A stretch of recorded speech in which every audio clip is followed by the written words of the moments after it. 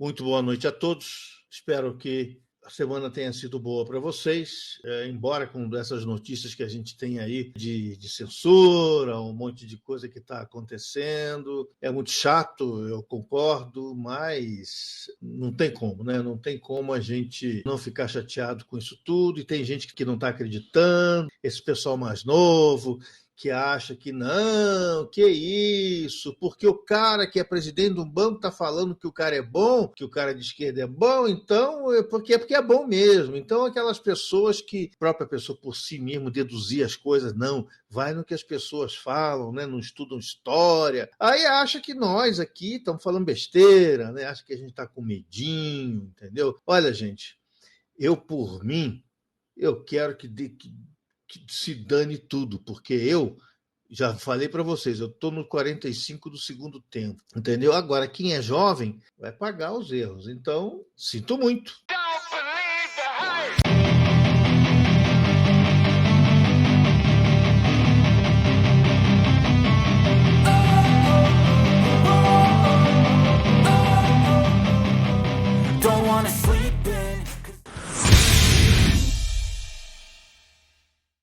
Eu tenho aqui vários assuntos para falar. Eu não gostaria de falar de política de novo, né? Eu acho que cada um aí tem a sua forma de ver as coisas e cada um que responda pelo seu voto no futuro, né? É assim que tem que ser, sabe? Cada um tome sua decisão, todo mundo tem livre-arbítrio para tomar sua decisão, mas todos nós temos que responder pelas decisões que nós tomamos, tá? Então a gente avisa, a gente fala, e se quiser achar que a gente está falando besteira, que é tudo, né? Eles são tudo uma turma de gente boazinha, bonitinha, o problema é de quem acha isso aí, tá bom? Mas vamos falar de outras coisas, né? Eu, por exemplo, fiz um vídeo hoje falando do discurso de Churchill. Por quê? É muito importante que a gente hoje estude, né, os grandes estadistas, né, os grandes homens que tocaram nações, os grandes homens que lideraram nações na guerra, né? A história do Winston Churchill é uma história muito interessante, porque ele foi assim, chefe do almirantado, né? Ele foi lorde principal do almirantado durante a Primeira Guerra Mundial. E ele tomou uma decisão muito errada, que foi Galípoli. Por quê? Porque a Turquia ela era aliada da Alemanha. Então, como a Inglaterra tinha possessões no Oriente Médio, isso era muito complicado, né? Inclusive, a gente sabe da história do Lawrence da Arábia, né, que ajudou os ingleses com a ajuda dos árabes, né? Ele foi aquele oficial de ligação entre o governo inglês e aquelas várias tribos árabes, que eram todas elas desunidas, né? Todas elas que viviam praticamente em um estado de selvageria, a uni-los contra os turcos, né? O Lawrence da Arábia conseguiu fazer isso de uma forma sensacional. A história dele conta, né? Tem aí o filme Lawrence da Arábia, que é um filme muito bom, também que conta a história do Edward Lawrence. No entanto, a Inglaterra venceu a guerra, todas aquelas promessas que foram feitas para os árabes não foram cumpridas. E a situação do Lawrence ficou muito complicada, porque ele que tinha dado a palavra dele, que todas as promessas que os ingleses estavam fazendo iriam se concretizar. E não se concretizaram. Foi uma grande frustração para o Lawrence, né? Ele teve realmente muitos problemas. Ele já não era um cara ele era um cara bem problemático, né? Então houve uma grande frustração aqui do Lawrence de não ter cumprido a palavra com os árabes por, infelizmente, tratados dos ingleses com os franceses, né? Tem um tratado famoso que é o Sykes-Picot, né? Que é um tratado em que houve aí uma tentativa de distribuição das terras que foram tomadas dos turcos para os árabes, né? E hoje existem aí os países árabes justamente oriundos dessa divisão. Por exemplo, a Arábia Saudita, ela foi entregue à dinastia dos Wahhabitas, né? A Jordânia, ela foi entregue aos Hashemitas, né? Então houve uma certa distribuição territorial não muito favorável aos árabes, a gente tem que entender, né? E a parte ali onde é hoje o Estado de Israel ficou com os ingleses até 1948. Então, o Churchill, como Lord Almirantado, ele tentou fazer uma ofensiva, abrir uma segunda frente na Turquia. Ali perto aí, onde eu tenho vários vídeos no YouTube mostrando para vocês aí, né, a divisão da Europa, a entrada para o Mar Negro, né? Havia ali uma península chamada Galípoli, em que os ingleses, era plano do Churchill tomar Galípoli. Mas só que ele mandou muito poucos ingleses, ele mandou muito australiano, muito canadense, e foi o maior fracasso militar de todos os tempos. Então, isso pesou muito na carreira de Winston Churchill. Né? Aquele fracasso passou a ser aquela espada de Damocles balançando ali sobre a cabeça do Winston Churchill durante a carreira inteira dele. Né? Então, talvez ele cometeu outros erros, mas o erro Galípoli se transformou em um fantasma, né? Se transformou em uma grande frustração para o Winston Churchill. Mas mesmo assim, na época da Segunda Guerra Mundial, a Inglaterra se viu numa situação que, quando a Alemanha estava começando a tomar todos os países, os grandes líderes ingleses queriam simplesmente fazer paz com a Inglaterra, fazer um acordo com a Inglaterra. Imagina, gente, fazer acordo com Hitler. Um cara que falou que não ia fazer um monte de coisa, acabou tomando Tchecoslováquia, Polônia, tomou tudo, né? E todos os acordos que foram feitos ele quebrou. E os ingleses idiotas achavam que os nazistas eram bonzinhos, né, e que queriam fazer acordo com eles. Né? E o Churchill falou assim, gente, vocês estão pensando o quê? Vai ser ingênuo assim? No raio que o parta. O Hitler ele é né? Um imbecil. Nós estamos vendo muito isso na situação hoje nossa do Brasil, né? Achando que determinadas pessoas são muito boazinhas. Né? E que eles não vão fazer nada para destruir a gente. Né? E a Inglaterra pensava isso dos nazistas. Existe uma passagem no filme, mas essa passagem é muito discutida, né? Nesse filme novo que teve aí a vida do Churchill, que ele foi no metrô de Londres e consultou o povo sentado no metrô. Isso, nenhuma biografia dele fala disso. Tá? Só o filme fala disso. Então, isso é uma coisa que a gente tem que tratar algo como discutível, tá? Algo como uma coisa que a gente deve ter em mente que pode ser que não tenha acontecido. Mas, como um grande estadista, um cara que já tinha tomado muita pancada na vida, ele estudou o Hitler, ele sabia quem era o Hitler. Falou assim, não dá para fazer acordo com esse cara. Esse cara vai dizer que vai tratar bem a Inglaterra, vai invadir aqui a gente de qualquer jeito. Já que ele vai invadir a gente de qualquer jeito, vamos fazer guerra.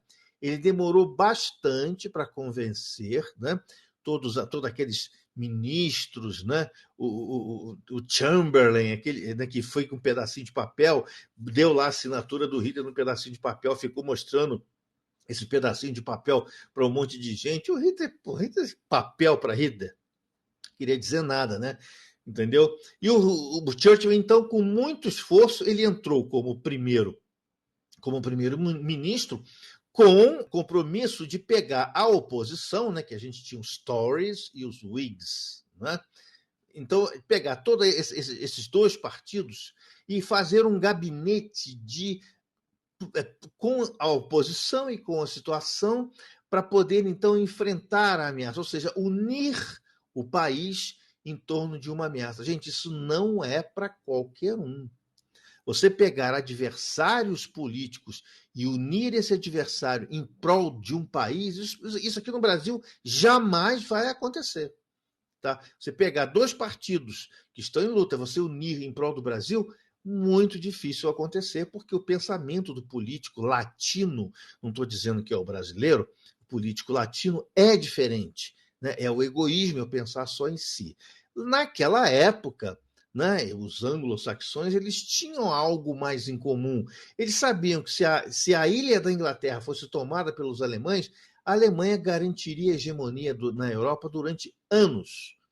Então foi graças a essa grande liderança do Churchill, desse discurso que ele fazia, né? Aquela retórica dele. Gente, eu tenho inveja de quem tem retórica, porque eu não tenho nenhuma. Eu não tenho capacidade nenhuma de comunicação, nenhuma de retórica. Esses caras eram fenomenais em se falando de retórica. Entendeu? Ele conseguiu convencer a todos e ele estava certíssimo, tanto é que a Inglaterra serviu de base para os americanos tomarem a Europa. Porque se não tivesse a Inglaterra, a partir de qual lugar os americanos iriam tomar a Europa? Entendeu? Eles teriam que conquistar a Inglaterra primeiro e uma logística muito, muito, muito complicada, tá? Uma logística muito difícil para que para os Estados Unidos, por exemplo, tentar invadir a Inglaterra com tropas vindo dos Estados Unidos, atravessando um oceano inteiro, lotado de submarino, afundando o navio, né? Então, realmente, o papel do Winston Churchill foi muito, muito, muito importante, né? E hoje eu fiz uma homenagem justa a esse grande estadista que eu tenho aí muita admiração, né? Aquele estadista realmente que consegue liderar, consegue unir inimigos, tá? Muito, muito interessante, tá bom?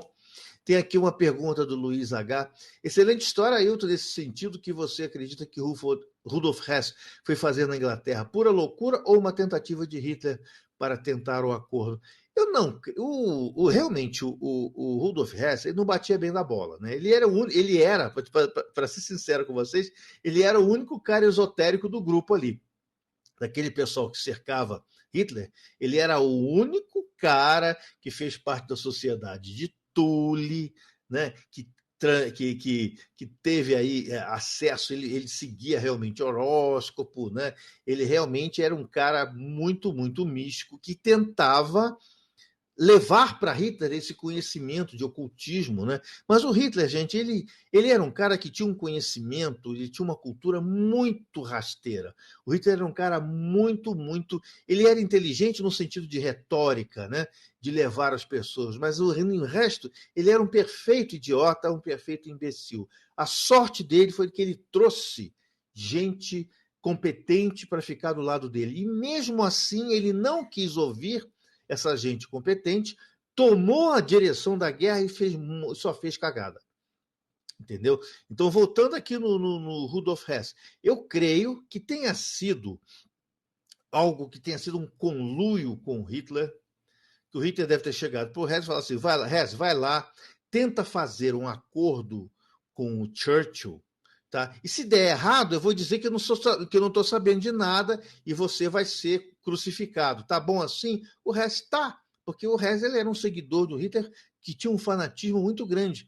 Então o Rudolf Hess ele simplesmente ele arriscou tudo para fazer essa tentativa. Por quê? Porque só muito mais tarde é que o Hitler foi entender que ele deveria ter tomado a Inglaterra. Mas aí ele já estava na campanha da Rússia, ele não tinha mais recurso para poder tomar a Inglaterra, que já estava lotado de americano lá, estava lotado de equipamento americano, de tanque americano, de um monte de coisa dos Estados Unidos lá.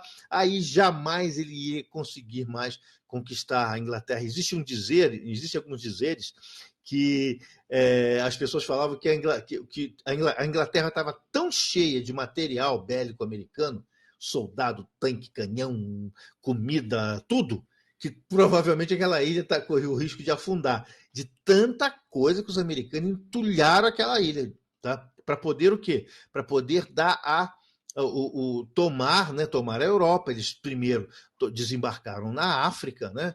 Tomaram com a Operação Torch, né? Eles desembarcaram na África, tomaram lá uma coça, porque a primeira vez que eles foram, que os americanos entraram numa guerra desse tipo, eles tomaram uma coça no Passo de Cacerini, gente, que foi um negócio absurdo. Tomaram uma peia, mas eles aprenderam com isso.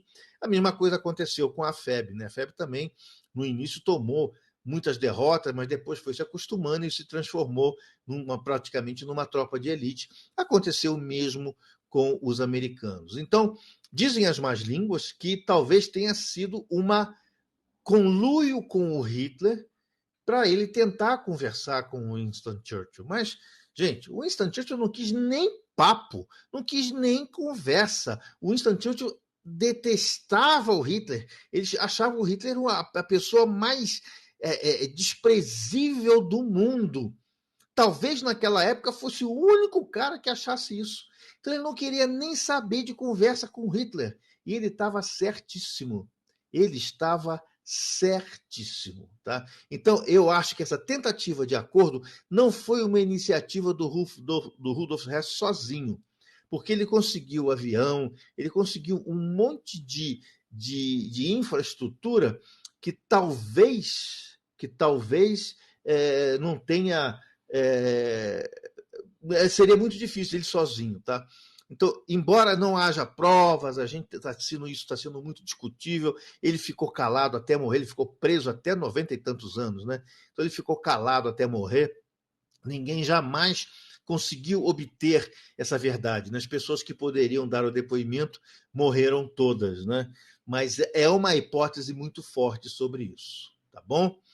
Tem outra pergunta do Luiz H. Penso da mesma maneira. Voltando ao assunto Oriente Médio e sua complexa formação, o que fazer com que Laurence da Arábia ficasse perplexo? Você pode, por gentileza, nos explicar qual é o motivo alguns judeus sefaraditas têm um certo desdém com os judeus Ashkenazi? Existem... Por quê? Porque são culturas, Luiz H., completamente diferentes. Tá bom?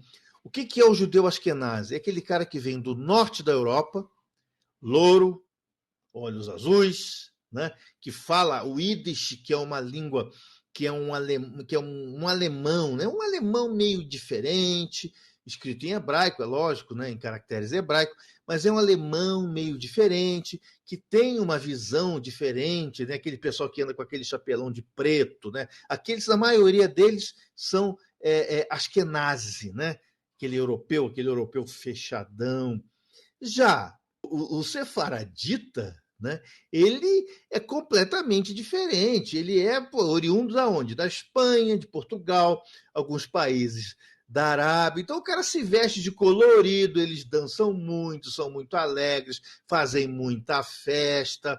Tem aquela coisa do latino, né, que o sefaradita detesta, que o askenazita detesta, né? Aquela indolência do latino, toda aquela coisa do latino é o judeu sefaradita.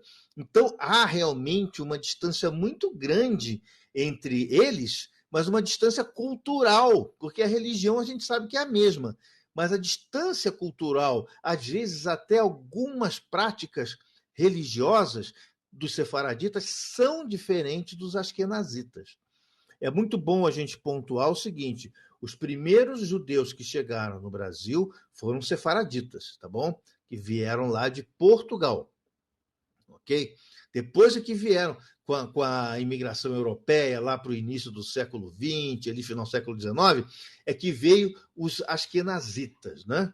Tá? Mas isso muito depois. Então, os primeiros judeus que entraram aqui no Brasil, lá principalmente no Nordeste, foram os sefaraditas. E eles se ambientaram muito bem no Nordeste. Por quê?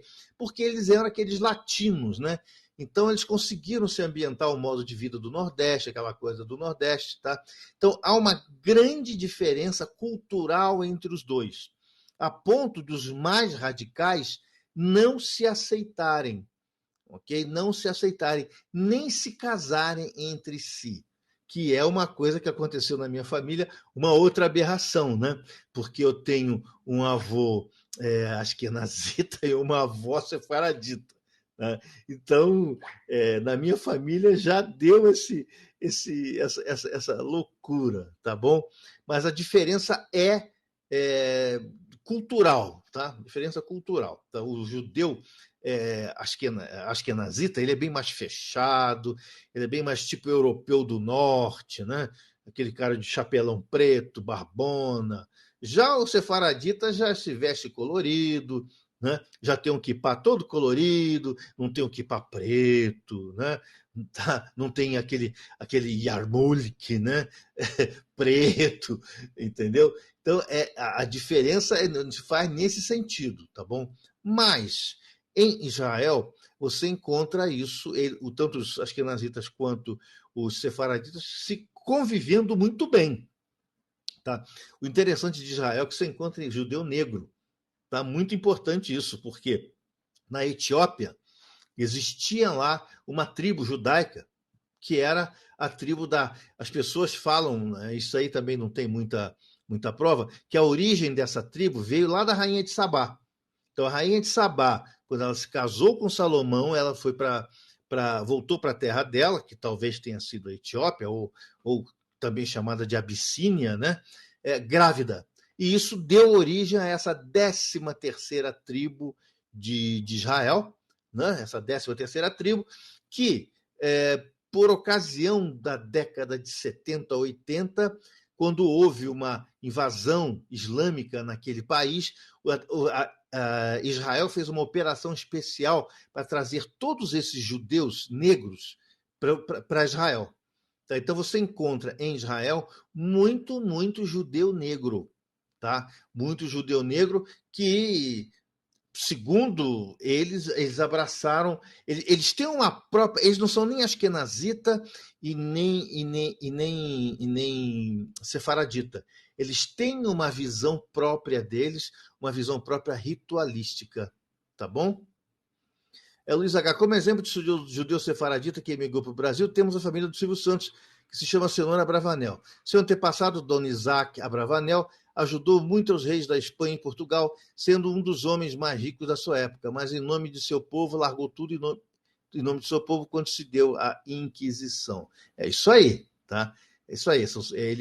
Ele é um desses povos sefaraditas que vieram para o Brasil. E sim, muitas coisas de avanço tecnológico e avanço econômico no Brasil se deu pela vinda desses judeus sefaraditas, porque eles vieram para cá, eles não vieram com uma mão na frente e outra atrás, né? Os sefaraditas vieram com grana, vieram com dinheiro. Já os askenazitas, por exemplo, em virtude da Europa ter passado por guerras, por diversas crises aí no início do século XX, e eles já vieram para cá meio duro, meio complicado, né? Inclusive, muitas mulheres europeias, judias que vieram para cá se prostituíram, tá?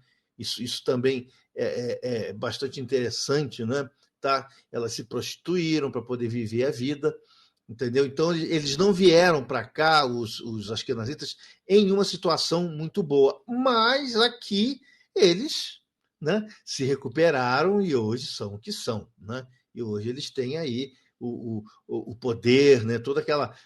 Isso é muito de cromossoma, né, gente? Isso é muito genético. Eles são pessoas que realmente, na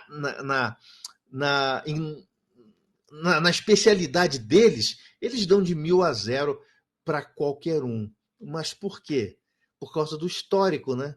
Aquele histórico de luta, aquele histórico de segregação, que eles foram muito segregados. É interessante que hoje as pessoas falam de segregação com negros, segregação contra homossexuais, mas ninguém fala de segregação do judaísmo, entendeu? Porque, teoricamente, dentro das doutrinas, né, do 2030, judeu é uma coisa que se deve combater. Né? Nenhum esquerdista gosta de judeu, nenhum esquerdista gosta de Israel. Né?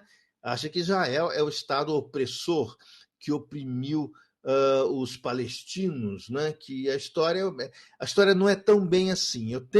No meu canal do YouTube, eu tenho o endereço, gente, lá, o link da minha dissertação de mestrado, que está lá na PUC. Qualquer um pode olhar minha dissertação de mestrado e eu conto toda essa história, tá bom? Que foi motivo da minha dissertação de mestrado e hoje é a minha especialização na área de história, tirando a Segunda Guerra Mundial. Tá? Segunda Guerra Mundial, além de ser uma especialização, é uma paixão. Né? E a história do Oriente Médio foi uma grande especialização minha. Vocês dão uma olhada lá na minha dissertação de mestrado, não é para me gabar, não, mas eu passei com 10. Tá? Então, dá uma olhadinha lá, tá? Porque eu conto a história todinha, desde o início até o final, tá bom? Luiz H., se possível, fale sobre a cabala, mais especificamente a cabala do dinheiro. Então, vamos lá. A cabala, ela entende o Newton Bonder, tá? Ele tem um livro, eu não sei se eu coloquei isso lá no Clube de Canais, eu vou ver se eu coloquei. Se eu não coloquei, eu vou colocar. O Newton Bonder, ele fala muito, ele tem um livro que fala isso, a cabala do dinheiro. Como é que o judeu, né, vê, ou qualquer cabalista, porque hoje a gente encontra muito cabalista fora do judaísmo, né? Como é que os cabalistas eles veem o dinheiro? O dinheiro ele é um meio. Dinheiro nunca é um fim. Essa é a diferença. Que as pessoas acham que os judeus vivem para o dinheiro. Não.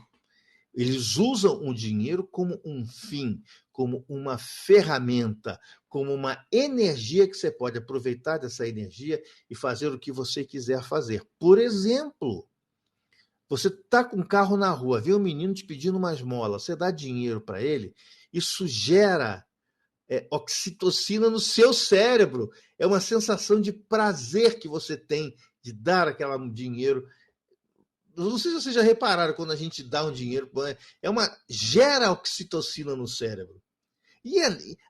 Aí muitas pessoas falam assim, mas você dá dinheiro, moeda para o pobre, dinheiro para o pobre, ele vai gastar com cachaça, ou ele vai dar para a mãe dele, que escraviza ele. A gente não pode pensar nesse sentido.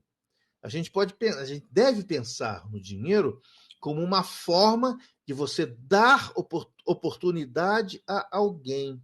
Você pega a moeda, dá para o menino, entendeu? E ele vai fazer o que o karma dele vai dizer para ele fazer.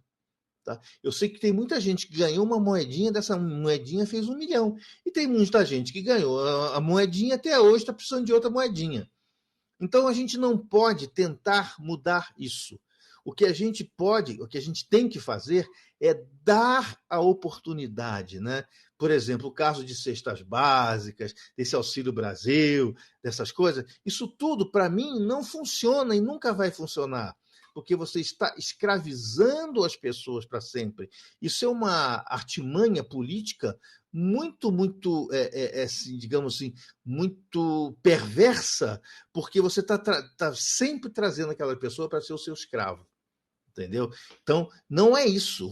Tudo bem, você tem que fazer com que a pessoa tenha condições de viver por si próprio. Né? Aí é que entra o dinheiro. Tá? Então, não é você simplesmente dar o dinheiro, você tem que colocar nesse dinheiro uma ideia e uma energia. Né? Existe uma caixa que em toda sinagoga tem, em todo restaurante judaico, todo restaurante kasher tem. Essa caixa chama-se assim, tzedakah. Tzedakah. O McDonald's usa muito isso, ou usava, não sei se usa ainda. É uma caixinha que está ali, que você pega um dinheirinho seu e põe ali. Dá uma moedinha, não importa. O que importa é que você ponha a sua energia boa ali. A Rosa Cruz, ela também tem esse hábito. Chama-se Lei de Amra. Tá? Onde você coloca um pouquinho. Porque essa caixa ela vai ser utilizada para ajudar pessoas, mesmo que seja uma quantia irrisória. Não importa. O que importa é que o dinheiro está sendo um veículo para a sua boa energia, para o seu desejo de bem para as pessoas. Né? Qual é a lei da economia que realmente ela é a lei que mais vale na economia? É você manter o dinheiro circulando. Como você mantém a riqueza circulando, você gera mais riqueza. Riqueza gera riqueza. A partir do momento que você guarda esse dinheiro e você não usa esse dinheiro para mais nada, você não está gerando riqueza. Você está gerando escassez. Então é muito importante isso, embora a gente saiba que economia é chamada a ciência da escassez, né? Ou seja, eu preciso de algo, eu vou construir algo para dar para essa pessoa que ela tem o que eu quero, eu vou dar para ela o que ela quer. Né? Essa é a ciência da escassez. A economia chama isso ela é a ciência da escassez. O dinheiro, ele é exatamente um veículo para você equilibrar esta escassez, ou seja, esse dinheiro ele não pode ficar acumulado. É uma energia que tem que circular, ela tem que se oxigenar, ela tem que fazer tudo aquilo que está incluído nessa energia circular. Você não pode manter o dinheiro parado. A partir do momento que o dinheiro para, você deixa de gerar riqueza e ele deixa de ter a energia que o dinheiro tem que ter. Então, muita gente está muito enganada quando fala que judeu é usurário, que o judeu gosta de dinheiro. Você nunca vai ouvir da boca de um judeu: vamos ganhar dinheiro. Não. Ele vai dizer assim: vamos fazer negócio. O judeu não fala vamos ganhar dinheiro. Ele fala vamos fazer negócio. Olha, é muito diferente. Porque qual é o sentido de fazer um negócio? Eu tenho algo que eu não preciso, o fulano tem algo que eu preciso, nós vamos trocar e ambos temos que ficar satisfeitos. Ou seja, o negócio ele tem que ser bom para as duas partes. Não é o pensamento, por exemplo, do cristão, que acha que vamos ganhar dinheiro. Então, se ele puder passar para trás a outra pessoa que ele está fazendo negócio, ele vai passar para trás. Você não vê isso dentro do judaísmo. É claro que existem exceções, tá, gente? Mas há uma honra, um senso de honra dentro do judaísmo, advindo da Cabala, que você tem que cumprir o que você combinou e que esse dinheiro que você está fazendo é fazer negócio, ou seja, vamos trocar as energias, vamos fazer com que a energia circule.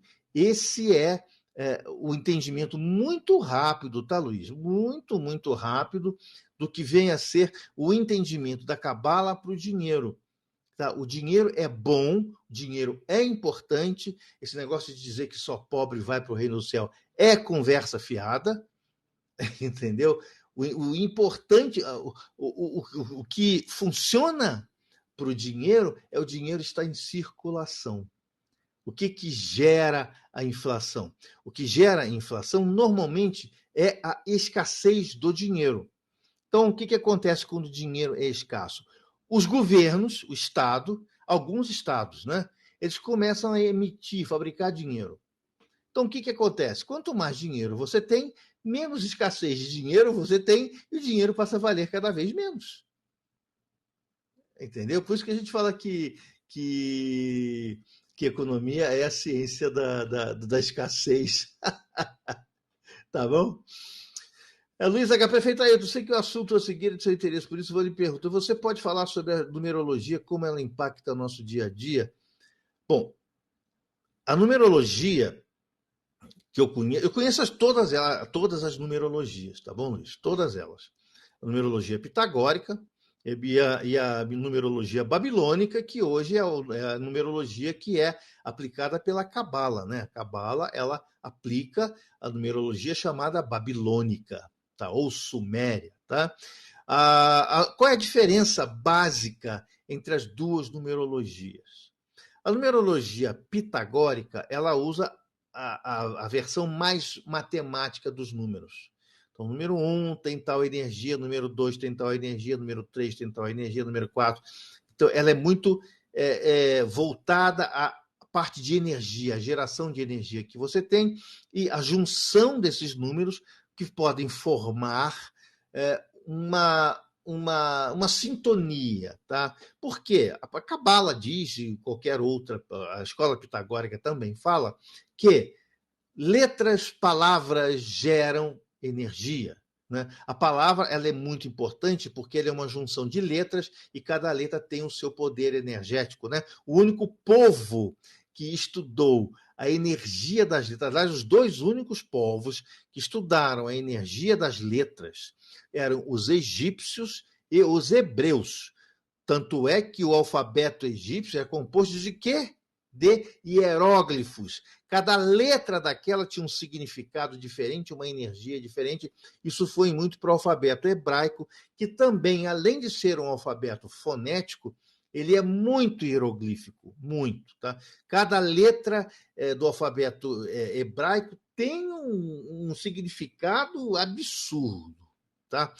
E por isso que cada letra do alfabeto hebraico tem um valor numérico. Mas voltando aqui na diferença da numerologia pitagórica para a hebraica, para a cabalista, né, é que o número 1 ele é o todo. Ele é muito baseado no conceito que a ciência hoje chama-se de Big Bang. Né? Então, o que era o Big Bang? O universo todo estava junto em um ponto. Né? Em um ponto do universo. De repente, esse ponto ele foi se expandindo. Então, esse é o entendimento da numerologia cabalística, ou seja, o 1. Tudo que existe no mundo, no universo, está contido dentro do número 1. Ele é aquele pontinho lá do Big Bang. Tá? Tudo que existe no universo está contido no número 1. Quando você pega o número 2, o que é o número 2? É o número 1 partido no meio. Então, você tem a dualidade. Você tem a dualidade. Você tem uma metade e a outra metade do número 1. Né? O que é a dualidade? É o preto e o branco, né? É o bem e o mal, né? É a visão mais simples do universo. Entendeu? O universo visto de uma forma muito simples é o certo, o errado, bem ou mal, e a gente sabe que o universo não é assim. Mas no início foi. E esse 2 começou a se quebrar em 3, em 4, e cada vez que o universo foi, que a numeração foi se quebrando, né, o universo foi se aperfeiçoando e foi criadas aí várias ideias. Muito bem. A numerologia cabalística, ela vai do 1 até o 10. Tá? Do 1 até o 10. Tá? Se você olhar a árvore da vida, você tem lá as Sephiroth, que é o número 1, que é Keter, e a 10, que é Malkuth, que é exatamente esse caminho, né? O caminho para a evolução, ou seja, a volta para aquele estado de uno, de unicidade, né? Que também é representado pelo Criador. Tá? Então, quando você olha a árvore da vida e colocar números nas Sephiroth, você vai fazer esse caminho inverso até o início do universo, que é exatamente o que a física diz hoje. Ou seja, houve o Big Bang, o universo está em expansão, mas ele vai chegar a um determinado momento que ele vai fazer um Big Crunch, né? Ele vai voltar a ser uma coisa só. Essa expansão, teoricamente, do universo, ela vai deixar de ser e vai voltar a encolher novamente. Então, isso tudo, gente, embora os físicos digam isso, a Cabala já falava isso há milhares de anos atrás, tá bom? Então, voltando aqui à numerologia. A numerologia, para a Cabala, ela é mais uma visão kármica, tá bom? O que a Cabala vê na numerologia? Sua missão na Terra, para que você veio, o que você veio fazer aqui, né? Como é que foi dada essa missão para você e tudo mais. Essa é a visão da Cabala. A visão da numerologia pitagórica ela é diferente. Tá? Ela é uma visão mais de oracular. Tá? Então, o número 1 tem determinadas características. Então, você pega o teu nome, faz umas continhas, né, e vê, por exemplo, se o seu nome ele tem o seu nome. Pitágoras dizia o seguinte: para o seu nome ser numerologicamente completo, ele teria que ter todos os algarismos de 1 a 9 no seu nome. Ok? Teria que ter. Quando algum algarismo falta no nome, você vai no numerólogo. Né? O numerólogo faz a análise do seu nome e fala assim: olha, seu nome faltou o número tal. Então você tem que mudar uma determinada letra do seu nome para que esse número venha a pertencer a você. Tanto é que o meu nome, né, completo é Ailton José do Amaral. Tá? Eu só uso Ailton do Amaral com Y. Por quê? Para incluir toda a numeração dentro do meu nome para que ele esteja em harmonia com o universo, tá? Porque o meu nome de batismo mesmo, né, com I e tudo mais, com José no meio, ele faltava número 8, faltava número 4, faltou um monte de número. Então, pelo cálculo, eu uso Ailton do Amaral com Y, tá? Por quê? Porque nesse ponto a numerologia entende, bom, isso aqui é o teu número, é o teu nome perfeito, é o teu nome que vai ter uma vibração melhor com o universo. Então, esse é um dos aspectos da numerologia. Existem outros aspectos. Por exemplo, cada número a gente sabe que tem um significado. Por exemplo, o 1. O 1 é o começo, né? O 1 é o começo. O 9 é tipo a carta da morte do tarô, tá? É a saída da tua zona de conforto. O 9 te faz você sair da zona de conforto. Entendeu? Então, quando você sai da zona de conforto, você vai mudar, você recomeça, ou seja, então do 9 volta para 1.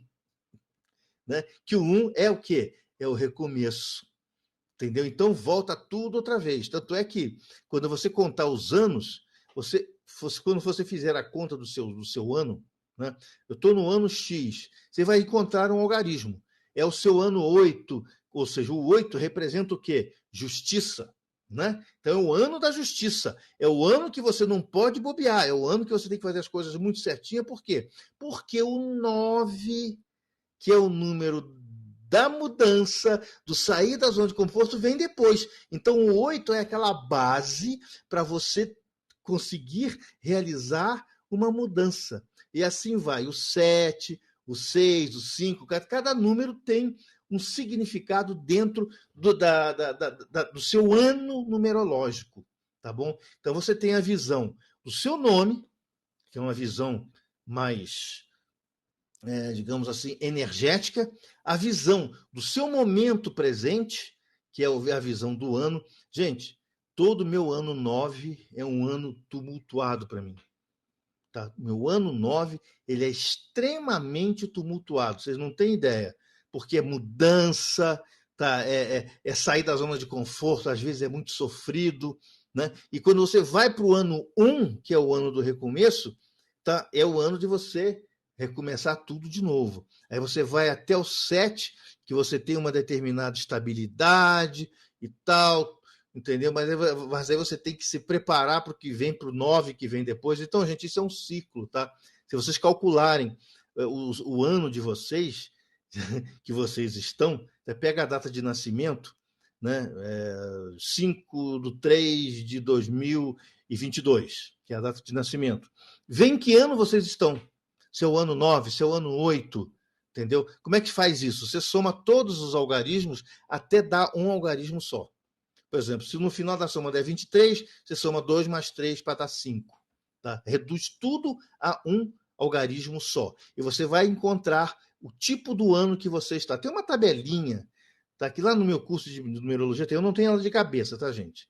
Tá no meu ano 5, é o ano tal. Então eu tenho. Então, essa numerologia pitagórica, ela é mais uma numerologia para você se orientar e ver a energia. Então você pode se ajustar a isso.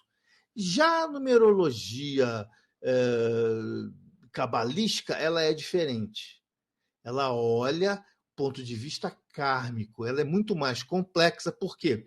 Porque entra na numerologia as letras hebraicas, tá bom? Então você tem que pegar o teu nome, jogar para o hebraico, fazer as contas e daí sair, né? E o que sai disso aí? Se você pegar o seu nome e quiser fazer, por exemplo, um sigilo, existem técnicas de gematria que você pode pegar o seu nome, jogar as letras hebraicas e faz um sigilo. Esse sigilo ele vai vibrar uma determinada energia.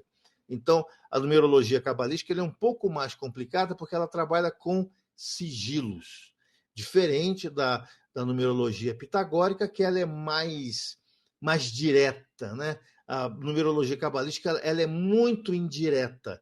Ela precisa de muita análise, muito estudo e muita conta, principalmente usando tabelinhas. No meu curso de cabala, eu explico tudo isso. Eu ponho lá as tabelinhas, ponho tudo lá para vocês entenderem. Fazer o sigilo, do nome de vocês, ou sigilo de alguma energia que vocês querem vibrar, tá? Então, resumindo, a numerologia cabalística ela é muito com sigilo, tá? E a numerologia pitagórica ela é mais energética, tá? Ela funciona na parte aí da energia, tá bom, Luiz?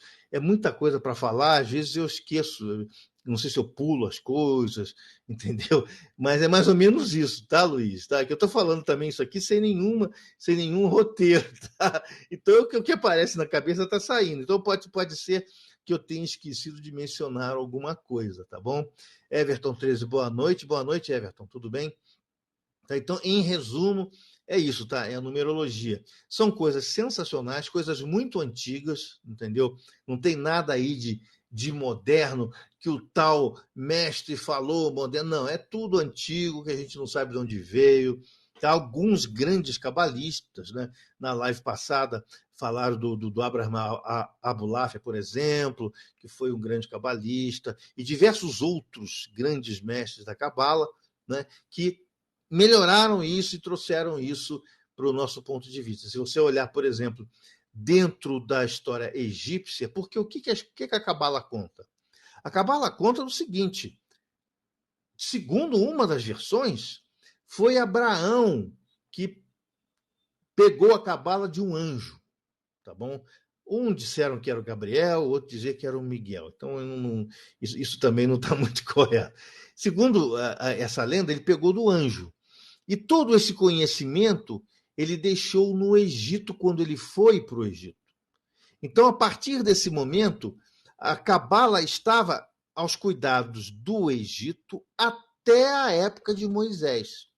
Quem era Moisés? Um alto sacerdote egípcio que aprendeu toda a Cabala e trouxe de volta essa Cabala para o povo hebreu. Né? A tal libertação, isso tudo é bem interessante, a libertação do povo hebreu do Egito. Essa libertação foi que eles fugiram do Egito ou foi quando o Moisés trouxe de volta para eles o conhecimento da Cabala? É muito de leitura noturna, né? do Torá, né? Essa leitura do Torá que você olha e fala assim, não, isso aqui pode ser isso aqui pode ser aquilo. Então, a libertação dos hebreus do Egito, ela também pode ser essa volta do conhecimento da Cabala para dentro do povo hebreu, né? Trazido por Moisés, que precisou se utilizar de muitos artifícios para poder ensinar de novo a Cabala para o povo hebreu, que era, na época, eles eram assim, estavam num estado lamentável. Gente. O povo hebreu, quando estava no Egito, estava num estado de evolução lamentável. Né? Os egípcios eles eram altamente evoluídos, eles tinham ideias de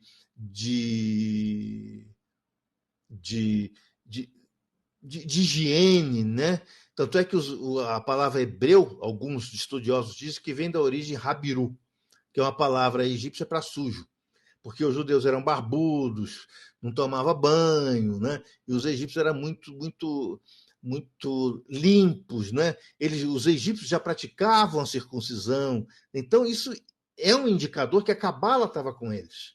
Depois é que os judeus voltaram a praticar a circuncisão, tá bom? É uma vertente bastante interessante, tá? Luiz H, excelente, Everton 13, boa noite.